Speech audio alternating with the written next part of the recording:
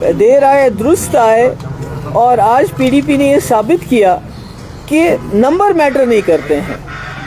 अगर अपोजिशन के पास एक आदमी हो, दो हो, तीन हो, तो वो अगर उनकी नीयत साफ हो, उनके पास अपना एक क्लियर कट एजेंडा हो, उनका इंटेंशन बिल्कुल ईमानदार हो, तो वो एक मेजॉरिटी वाली जमात को, सरकार को मजबूर कर सकते हैं कि जो जम्मू कश्मीर के लोगों की जो ख्वाहिशात हैं, जो उनकी कमिटमेंट है सरकार की, कि उसको पूरा करना है।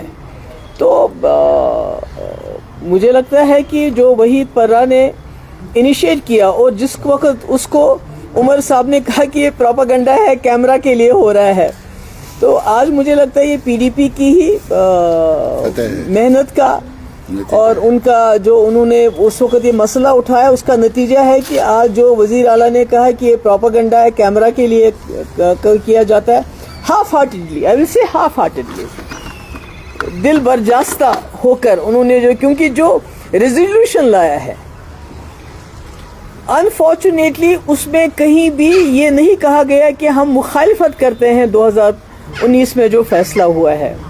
न ये कहा गया है कि 370 को रेस्टोर करो, बल्कि ये कहा है कि हमारा कंसर्न है, इस पर डायलॉग होना चाहिए। किसके साथ डायलॉग होना चाहिए? बीजेपी के रिप्रेजेंटेटिव्स के साथ डायलॉग होना चाहिए। किसके साथ डायलॉग होना चाहिए? जिन्होंने आज भी इसकी मुखालफत की, उनके साथ डायलॉग होना चाहिए। तो मैं समझती हूँ कि जो पीडीपी का रेजोल्यूशन था वो बेहतर था। ये जो आज सरकार की तरफ से रेजोल्यूशन आया है, इसकी लैंग्वेज बेहतर हो सकती थी कि इसमें ये कहा जा सकता था, जैसे पीडीपी रेजोल्यूशन में था, कि जो 2019 में फैसला किया गया हम उसकी मुखालिफत करते हैं, उसको कंडेम करते हैं, और साथ ही में ये कहा जाता कि ये जो हाउस है ये रिजॉल्व करता है कि जम्मू कश्मीर का स्पेशल स्टेटस 370-35A को रेस्टोर किया जाना चाहिए ओरिजिनल पोजीशन में, बजाय ये कहने के कि हमें फिक्र हो रही है, हमें कंसर्न है, एक डायलॉग होना चाहिए, और उसके बाद मुल्क की जो यकजहती को, उसको, इसमें मुल्क की यकजहती और इसमें क्या आपस में क्या कनेक्शन है?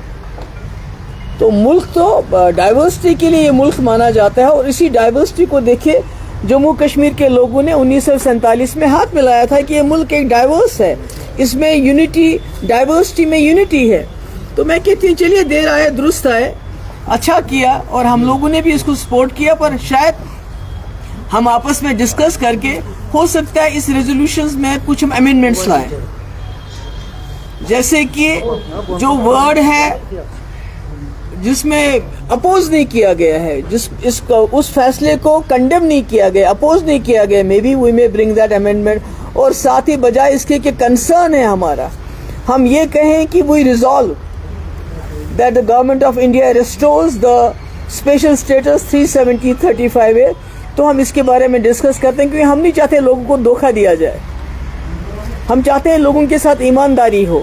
और अगर नेशनल कॉन्फ्रेंस ने, सरकार ने अब एक कदम ले लिया, तो मुझे लगता है वो बहुत अच्छी बात है, हम उसको वेलकम करते हैं। मगर मैं समझती हूँ पीडीपी का काम है दूसरा स्टेप लेना, जो इस रेजोल्यूशन में कमियां हैं, खामियां हैं, उनको दूर करने के लिए इसमें अमेंडमेंट्स लाना। Do you mean that the PDP will be moving a resolution against the Article 370 again in the Assembly? नहीं, अगेंस्ट नहीं, हम अमेंडमेंट्स हो सकता है, अभी हम डिस्कशन चल रहा है पार्टी के अंदर, हो सकता है जो आज रेजोल्यूशन लाया गया, जिसमें मैंने कहा ना हाफ हार्टेडली ये रेजोल्यूशन लाया गया है, जो इसकी ज़बान होनी चाहिए थी वो ज़बान नहीं है इसमें। जैसे पहले तो आपको कंडेम करना चाहिए, इसका मतलब है कि आप 2019 के फैसले को आप अपोज करते हैं कि नहीं करते हैं, उसके बारे में कुछ नहीं कहा गया। उसके बाद रेस्टोर करने के बजाय डायलॉग करो। भाई किस चीज़ के लिए डायलॉग करो? उन्होंने हमारे कपड़े उतारे, उन्होंने हमारी तजलील की, अब आप कहते हैं हम उससे डायलॉग करो, उसके बारे में क्या आपने हमारी तजलील कैसे की? तो मुझे लगता है कि उसके बारे में हम आपस में पार्टी में मशवरा करके हो सकता है हम इस रेजोल्यूशन, जिसको हम कहते हैं देर आए दुरुस्त आए, उसमें लोगों की ख्वाहिशात के मुताबिक, लोगों का जो जज्बा है उसके मुताबिक कुछ अमेंडमेंट्स ले आए। एक बात करें, यहाँ पे कुछ लीडर्स का कहना है एनसी और बीजेपी का वो आपस में मिले हुए हैं, तो क्या कहना है आपका इसके वो मैं उसके बारे में How personally you believe the decision is totally with rigid and there is huge chaos with the amendments as well?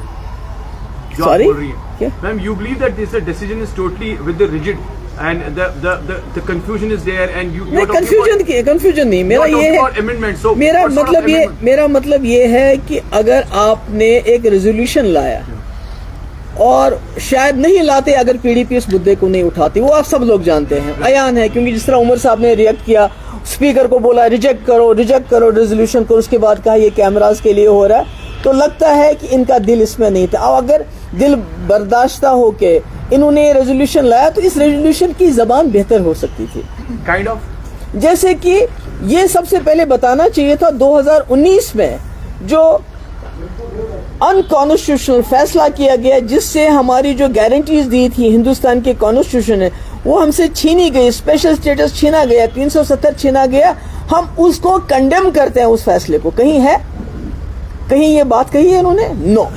उसके बाद कि इसको रेस्टोर करना, हम इस रेजोल्यूशन के माध्यम से गवर्नमेंट ऑफ इंडिया पे ये जोर डालते हैं कि इसको रेस्टोर किया जाए, वो भी नहीं कहा गया।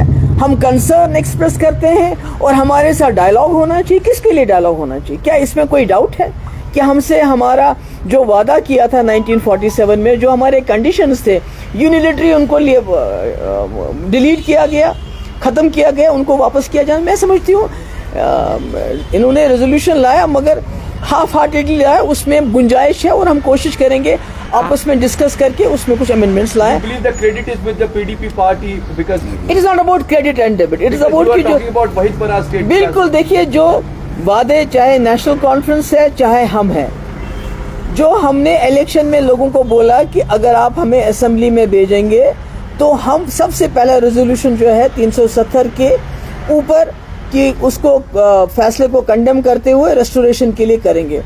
पीडीपी तो हमने तो अपना वादा निभाया, मगर नेशनल कॉन्फ्रेंस ने इसमें काफ़ी हिचकिचाहट दिखाई और आज लगता है कि लोगों का प्रेशर जो पड़ा, जो लोग देख रहे थे कि इन्होंने आते ही वो जो है अपना वादा निभाने से मुकर गए हैं, तो मुझे लगता है उसने इनको मजबूर किया। But I will still say कि इसको बेहतर जबान में लाया जा सकता है। जी, आपको लगता है दिस वाज शो, जैसे उमर अब्दुल्ला ने जब वहीद फराज ने पेश किया था, पहले तो उसने कहा था कैमराज के लिए, today it was also for the cameras and show? नहीं, हमने तो खैर कैमरा के लिए नहीं लाया है, हम तो 3 लोग हैं, हमने ये दिखा दिया है कि पीडीपी की तादाद कोई मैटर नहीं करती है, पीडीपी का इंटेंशन, पीडीपी का जो ईमानदारी है वो मैटर करती है। और हमने एक 50 MLAs की सरकार को मजबूर किया, चाहे उन्हें टूटा फूटा रेजोल्यूशन लाने पे मजबूर किया, तो मुझे लगता है ये पीडीपी की कामयाबी है, मगर इसको ठीक करने की, दुरुस्त करने की जरूरत है। Thank you. किलिंग हो रही है, इसको कैसे देखती है? अभी तो पहले इसकी बात करेंगे। थैंक यू मैम, इस पर उमर अब्दुल्ला ने कहा कि असेंबली, नेशनल कॉन्फ्रेंस ने असेंबली में अपना काम कर दिया है,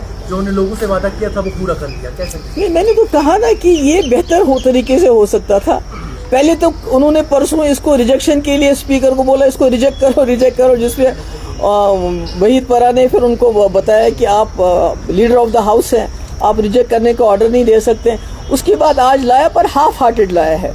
जैसे मैंने बार बार कहा, इसकी जो ज़बान है वो एक ब्रूट मेजॉरिटी वाली सरकार की ज़बान नहीं लगती, वो एक जिसको लोगों ने अक्सरियत दी है वो ज़बान नहीं लगती है, वो ज़बान लगती है कोई बेचारा बेबस, बेकस, ताबेदारी, लाचार, जिसके पास जबान ही नहीं है, ऐसी जबान इस्तेमाल की है। उसको हम कोशिश करेंगे, पीडीपी इस रेजोल्यूशन को दुरुस्त करने की हम कोशिश करेंगे। मैम, जो वोट्स मिले हैं अभी तक ये भी कंफर्म नहीं हो सका कि क्या इसमें कांग्रेस ने भी अपना वोट किया है, उस चीज को दैट्स योर जॉब टू सी, वो तो मुझे नहीं मालूम, वो तो आपका जॉब है, आप लोग वहाँ थे, मैं तो वहाँ नहीं थी। नेशनल कॉन्फ्रेंस की तरफ से इल्जाम लगाए जा रहे हैं कि जिन्होंने यहाँ पे इनको पीडीपी ने पनाह दी, बीजेपी को उनकी तरफ से आर्टिकल 370 रिमूव किया गया, तो आज पीडीपी ही वहाँ असेंबली में रेजोल्यूशन पास कर रही है।